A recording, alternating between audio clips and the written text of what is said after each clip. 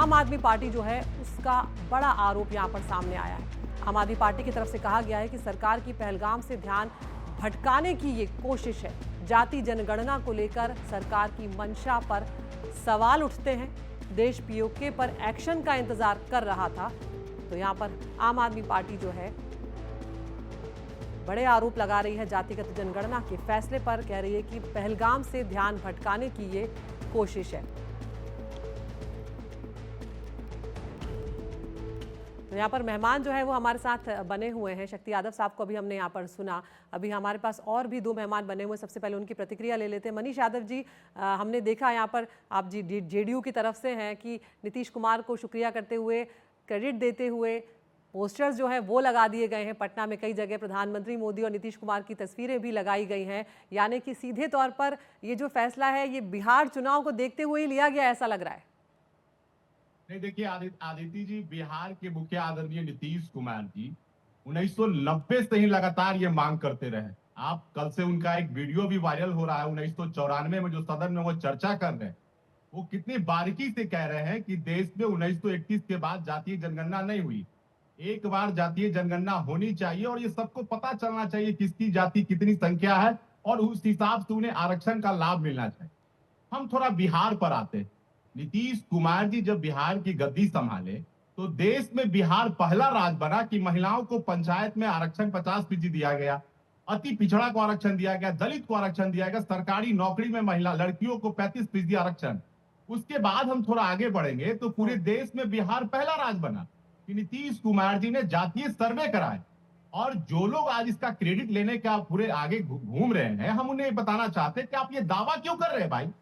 देश की जनता ने आपको लंबे समय तक देश का नेतृत्व करने का मौका दिया, तो आपको तो उस समय कर देना चाहिए था। आपको यह दावा करने की क्या आवश्यकता पड़ गई।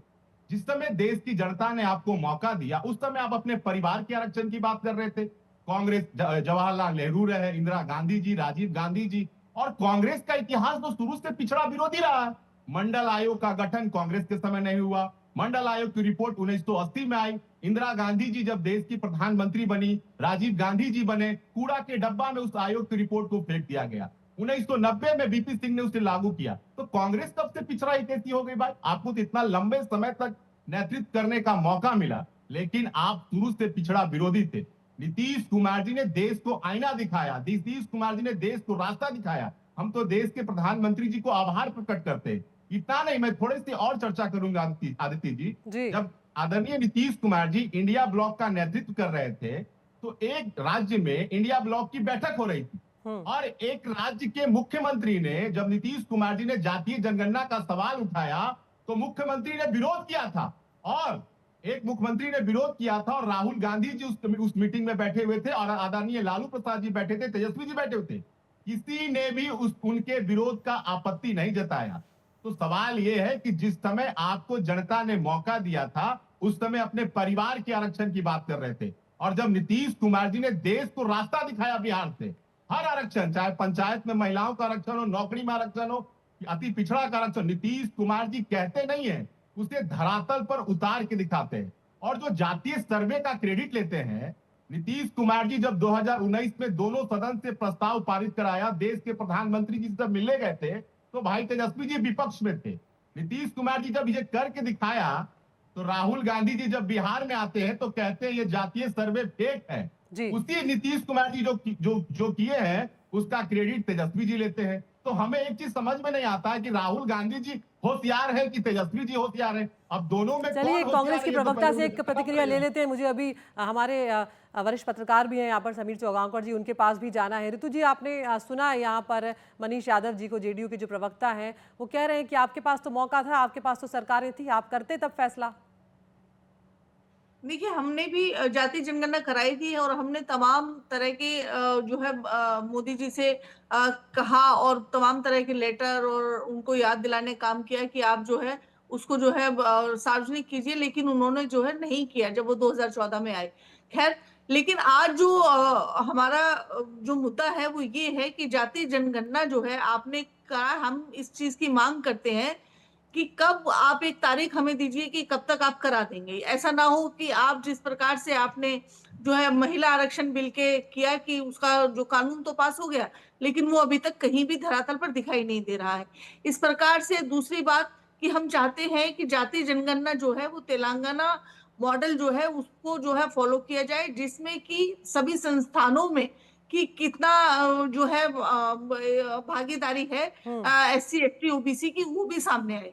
तीसरी हमारी मांग है कि आर्टिकल 15(5) में जो है कि जो है प्राइवेट जो एजुकेशनल जो इंस्टीट्यूशंस है उसमें भी जो है आरक्षण का प्रावधान है, ये पहले से कानून है, उसको पूरी तरह से लागू किया जाए। ठीक है। तीसरी बात जो है, ये इन्होंने जो है बजट जो पेश किया है उसमें केवल 574 करोड़ रुपया जो है आरक्षण माफ कीजिएगा जाति जनगणना के लिए अलॉट किया है। उसको अगर ये जुमला नहीं है, अगर ये जुमलेबाजी नहीं कर रहे हैं, तो उसका बजट जो है 8 से 9 हजार करोड़ के बीच होना ठीक है चाहिए। शक्ति जी, मैं यहाँ पर क्योंकि आपसे ये पूछना चाह रही हूँ, 2025 में हम बैठे हैं, शुरू भी नहीं हुई है अभी जातिगत जनगणना जो है, अभी तो ऐलान भर हुआ है, परिसीमन भी होगा, सीटों का बंटवारा भी होगा, तब तक हो पाएगा कि नहीं हो पाएगा, बिहार के चुनाव आ जाएंगे और उसमें कम से कम आप एक परसेप्शन का तो फायदा यहाँ पर बीजेपी एनडीए जो है गठबंधन उठा ही सकेगा ना। फिर ऐसे में आप लोगों की आगे की रणनीति क्या होने वाली, जब आप जनता के बीच जाएंगे और वो जनता के बीच जाएंगे तो वो कहेंगे तो यही कि फैसला तो हमने लिया।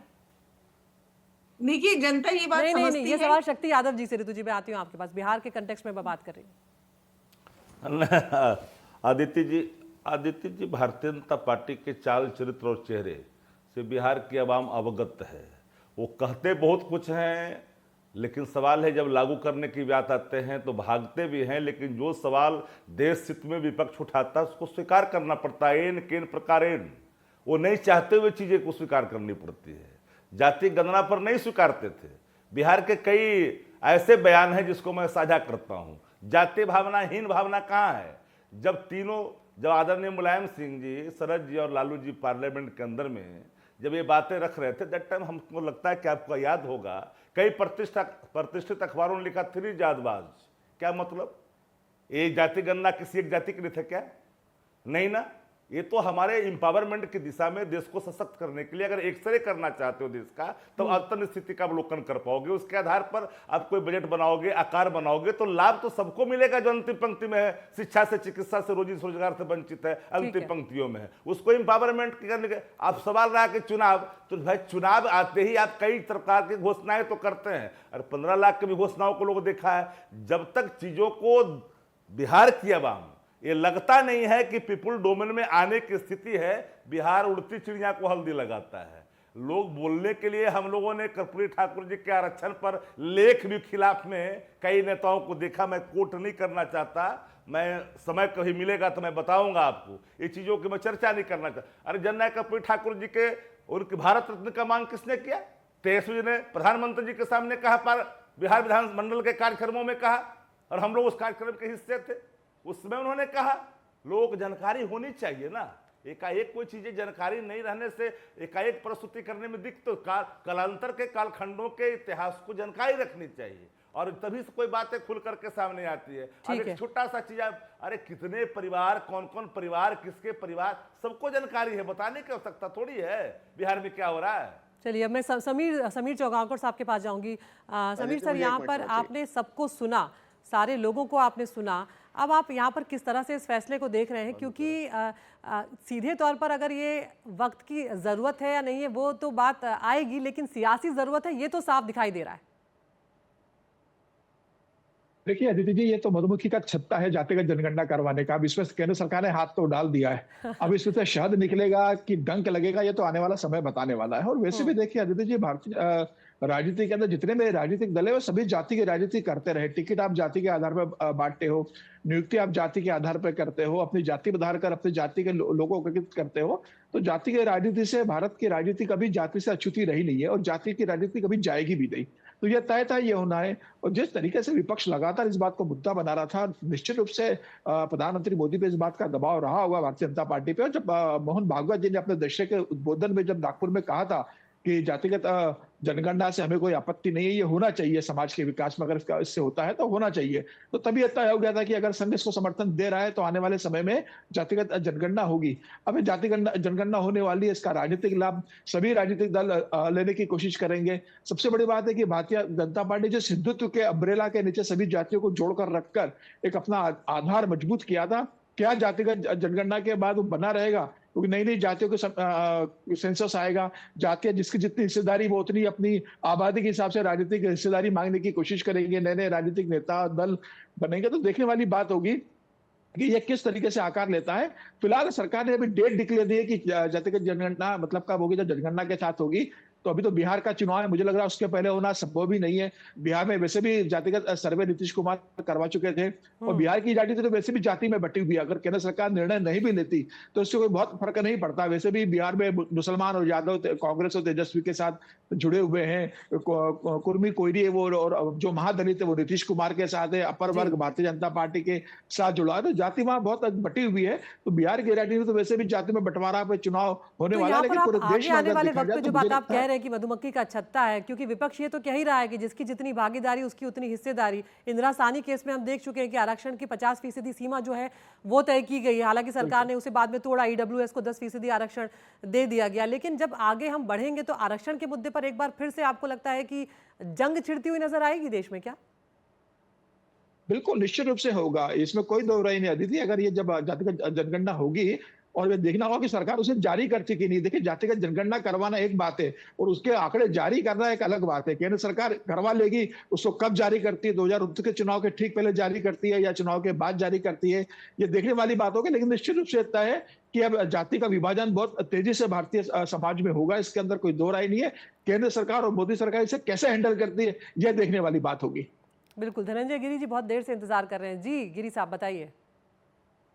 देखिए, भारतीय जनता पार्टी को जब मौका मिलता है तब अपने शीर्ष पदों पे सबको साथ लेकर के चलती है और सभी को मौका देती है। मौका मिलता है, सुंदरलाल पटवा मुख्यमंत्री होते हैं, उमा भारती होती है, इसमें एक बाबूलाल लाइन गौर में होते जोड़ हैं, देती शिवराज हूँ सिंह चौहान। धनंजय गिरी साहब की भारतीय जनता पार्टी को जब भी मौका मिलता है वो चौका लगा देती है। पूरी करिए अपनी बात। इसका आभार व्यक्त करते हैं क्योंकि जनता की चिंता है। अगर जनता की चिंता, अब राहुल गांधी जी को देखिए, राहुल गांधी जी को पता था कि जो काम मेरे पिताजी नहीं कर पाए, जो दादी नहीं कर पाई, जो नाना नहीं कर पाए, वो नरेंद्र मोदी से उम्मीद लगाए बैठे हैं कि नरेंद्र मोदी करेंगे। ये उनका कितना विश्वास है। इसी तरह से राहुल हो, रहमान हो, रहीम हो या रसखान हो, सबको नरेंद्र मोदी पे विश्वास है कि हाँ यही आदमी कर सकते हैं। जो 94 साल में नहीं हुआ वो नरेंद्र मोदी ही करेंगे। अब तेजस्वी जी भी जानते हैं कि हमारा मौका आया तो बने मदर, बनी फादर, फादर और मदर मुख्यमंत्री बनेंगे, भाजपा सबको लेके चलेगी या हम बनेंगे। ये नरेंद्र मोदी जी के नेतृत्व में जो नेशन की तैयार की तरक्की कर रही है, नेशन जिस तरह से विकास कर रहा है, जिस तरह से आज विश्वविद्यालय में 37% ओबीसी आरक्षण, 53 करोड़ ओबीसी छात्र शामिल हैं, 35,000 ओबीसी छात्रों को राष्ट्रीय फेलोशिप मिल रही है, तो 21.5 लाख ओबीसी को पीएम मुद्रा योजना मिली है, और जो किसान सम्मान निधि योजना जो दी जा रही है गांव में, उसमें कई 1 करोड़ 3 करोड़ 60 लाख लगभग ओबीसी किसानों को मिल रहा है, फेलोशिप दी जा रही है। तो सबसे बड़ी बात कि ओबीसी के लिए ऐसे तमाम रास्ते खोलने के लिए ओबीसी आयोग को संवैधानिक दर्जा नरेंद्र मोदी जी के नेतृत्व में नेशन का जिस तरह से विकास हो रहा है, जिस तरह से आने वाली, और मैं उन राजनीतिक दलों को भी साधुवाद देता हूं जिनको भरोसा है कि मोदी ही है तभी ये मुमकिन है। वो चाहे कांग्रेस पार्टी हो, चाहे आरजेडी हो, सभी जानते हैं। और बिहार की अगर आप बात करें तो नीतीश कुमार जी ने नजीर पेश की है, और जो बहन तेलंगाना की बात कर रही है, कास्ट सेंसर और कास्ट सर्वे, ये दोनों का बेसिक अंतर समझ ले। राहुल जी को समझ में नहीं आता है, लेकिन प्रवक्ताओं को ये समझ लेना चाहिए कि कास्ट सेंसस और कास्ट सर्वे दोनों में बेसिक डिफरेंसेस क्या है। हम लोगों ने बिहार में सर्वे करके जो नजीर नीतीश जी के नेतृत्व में पेश की, उसी को इन लोगों ने तेलंगाना में, उसी को इन लोगों ने कर्नाटका में करने का प्रयास किया। लेकिन बेसिक सबका दिक्कत है, बेसिक समझ में आती नहीं है। तो कभी किसी के लिए कुछ किया होता तब तो, इसी को कहते हैं जातीय उन्माद फैलाना। और जो हम लगातार पिछड़े वर्गों के लिए किए जा रहे हैं उसी को कहते हैं जातीय उत्थान करना, जो नीतीश जी के नेतृत्व में हो जाए, नरेंद्र मोदी के नेतृत्व में नेशन में हो रहा है। ये लगातार चल रहा है, और लगातार जो व्यक्ति जो समाज की इस बुनावट में चाहे लोहिया का विचार रहे हो, चाहे समाजवादी विचार रहे हो, जब समाजवादी पार्टी एक पार्टी का नाम है। लोहिया ने कहा था आपके पास में जाऊंगी एक बार फिर से। समीर चौगांवकर साहब, यहाँ पर धनंजय गिरी साहब की बातें आप सुन रहे हैं और तमाम बीजेपी के नेता मंत्री जो है इस तरह की ही बात करते हुए नजर आ रहे हैं कि हमने ये किया है, हमारी वजह से ये हो पाया है, मोदी सरकार में ये संभव हो पाया है। हम ये भी देख रहे हैं, हमने जो अभी डेटा भी दिखाया था कि किस तरह से ओबीसी वोट बैंक जो है वो लगातार बढ़ा है। तो एक सोची समझी रणनीति यहाँ पर अपनाई गई है। 2027 में हम जानते हैं यूपी के चुनाव आ रहे हैं और उसके बाद आगे आने वाले अब जो भी चुनाव होंगे उसमें जाति जनगणना जो है एक बहुत बड़ा मुद्दा रहने वाला है। देखिए, मुझे लगता है कि प्रधानमंत्री मोदी की नजर 2029 के लोकसभा चुनाव पर है और जो उन्होंने निर्णय लिया वो इस बात को जानते हैं कि इसका असर जो होगा वो 2029 के लोकसभा चुनाव में पड़ेगा और निश्चित रूप से 2029 को लेकर निर्णय लिया गया। लेकिन जो योगी आदित्यनाथ कहते हैं कि बटेंगे तो कटेंगे, एक और प्रधानमंत्री मोदी कहते हैं एक है तो सेफ है, तो मुझे लग रहा है कि जातिगत जनगणना के पास जातियां भी कहना शुरू कर देंगे कि बटेंगे तो कटेंगे, एक है तो सेफ है। और जिसकी ज्यादा हिस्सेदारी होगी जाति में, वो जातिगत समीकरण के हिसाब से सब अपने अपनी ताकत दिखाने की कोशिश करेंगे। मुझे लग रहा है सभी राजनीतिक दलों के लिए एक चुनौती होगी, चाहे राज्य में हो चाहे केंद्र में हो, कि वो जाति के समीकरण कैसे साधते हैं। लेकिन ये तय है कि अब जाति के नए लीडर निकल कर आएंगे और उन्हें राजनीति में हिस्सा देना पड़ेगा। अब यह नहीं हो सकता। अब देखिए, अभी हो भी रहा, मांझी अकेले सांसद है अपनी पार्टी के, लेकिन केंद्र में मंत्री है, चिराग पासवान के नेता है, इसलिए केंद्र में मंत्री बने हुए। तो भारतीय जनता पार्टी ने जिस तरीके से छोटे छोटे राजनीतिक दलों को, जातिगत दलों को अपने साथ साधा है, केंद्र के अंदर हो चाहे राज्यों के अंदर हो, चाहे बिहार में हो चाहे उत्तर प्रदेश के अंदर हो, मुझे लग रहा है केंद्र में भारतीय जनता पार्टी वैसे करेगी।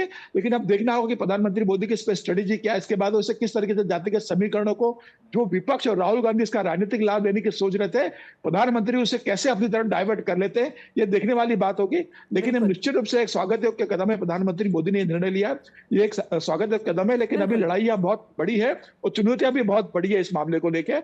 आने वाला समय निश्चित रूप से सभी राजनीतिक दलों के लिए एक चुनौती होगा कि इसको ये कैसे साधते हैं अपने जातिगत समीकरणों को। बिल्कुल, आप सभी मेहमानों का बहुत बहुत शुक्रिया, आपने अपना कीमती वक्त निकाला हमसे बातचीत करने के लिए। तो यहाँ पर ये मुद्दा ऐसा है जो बना रहेगा और देखना होगा कि किस तरह से, जो बात समीर चौगांवकर साहब कह रहे थे कि किस तरह से सरकारें इसका फ़ायदा उठाती हुई नज़र आ रही है, क्योंकि ये वक्त की ज़रूरत है, इसमें कोई शक नहीं है। लेकिन जिस तरह से ये कदम उठाया गया और अचानक जिस तरह से ये बड़ा फैसला लिया गया है, वो कई सवाल भी खड़े कर रहा है। कितना फ़ायदा इसका आने वाले वक्त में मिलेगा बीजेपी को या विपक्ष को, उस पर हमारी नज़र बनी रहेगी। लेकिन आप कहीं मत जाइए,